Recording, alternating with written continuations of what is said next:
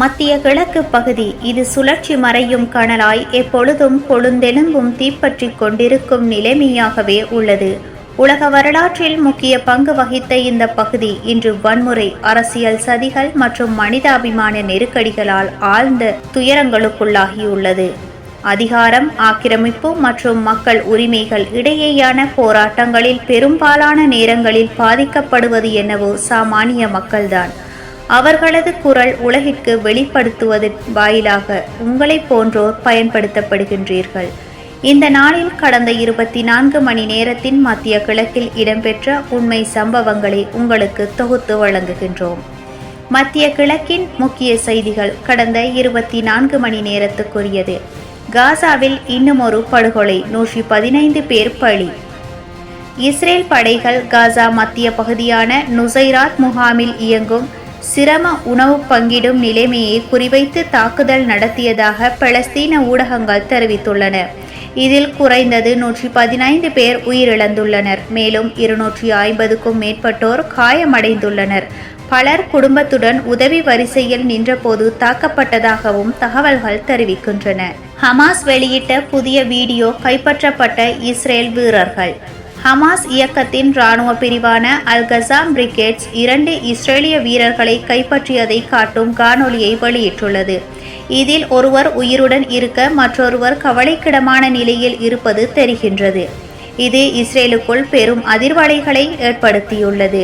Iran மற்றும் ஐரோப்பிய நாடுகள் பிரான்ஸ், இங்கிலாந்து, ஜெர்மனி இடையே அணு ஒப்பந்தத்தை மீண்டும் செயற்படுத்தும் முயற்சிகள் ஆரம்பிக்கப்பட்டுள்ளது. ஸ்னாப்பேக் அனுமதி மீண்டும் விதிக்கப்படும் நடைமுறை செயற்படுத்துவதை தவிர்க்கும் நோக்குடன் கூட்டணி நாடுகள் சமாதானத்துக்கான பாதையை தேடுகின்றன. லெபனான் இஸ்ரேல் படையே பரஸ்பர தாக்குதல். ஹிஸ்புல்லா மற்றும் இஸ்ரேல் படைகள் இடையே தொடரும் தாக்குதல்களில் லெபனானில் யாரூன் பகுதியில் இஸ்ரேல் மேற்கொண்ட குண்டுவீச்சில் 3 பேர் உயிரிழந்தனர். பதிலடி நடவடிக்கையாக ஹிஸ்புல்லா இஸ்ரேலிய இராணுவ ரேடார்கள் வளையங்களை தாக்கியது. நிலைமை மேலும் கடுமையாகும் அபாயம் உள்ளது.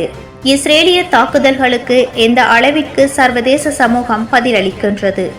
ஈரான் அணு ஒப்பந்தத்தில் ஐரோப்பா தாக்கம் பாதை மத்திய கிழக்கில் அமைதி ஏற்படுத்துமா என்பது புதிய பதட்டங்களை உருவாக்குமா?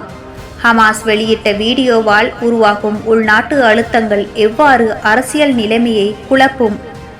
இந்த கேள்விகளுக்கு உங்களிடம் பதில் உள்ளதா?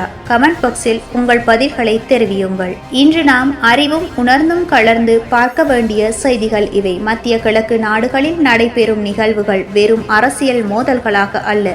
அவை ஒரு குழந்தையின் உரிமை, ஒரு தாயின் கண்ணீர், ஒரு குடும்பத்தின் எதிர்காலம் என வரையறுக்கப்பட வேண்டும். பொதுமக்கள் உயிருடன் இருக்க போராடுகின்றார்கள். நாம் உணர்வோடு நின்று அவர்களின் குரலாக இருக்க வேண்டிய நேரம் இது. மனிதாபிமானம், நீதியை மற்றும் அமைதி இவை வெறும் வார்த்தைகளாக இல்லாமல் செயலில் செயல்படுத்த வேண்டும். இந்த செய்திகளை அதிகம் பரப்பி உண்மை நிலைமையை மற்றவர்களும் அறிய உதவுங்கள். உங்கள் ஆதரவே மாற்றத்துக்கான முதல் படி. உங்களுக்கு இந்த செய்தி பயனுள்ளதாக இருந்தால் தயவு செய்து லைக் செய்யவும், ஷேர் செய்யவும் மற்றும் சப்ஸ்கிரைப் செய்யவும் மறந்து விடாதீர்கள். உங்கள் ஆதரவை தொடர்ந்தும் எமது சேனலுக்கு எதிர்நோக்கும் வகையில் தகவல்களை வழங்குவோம்.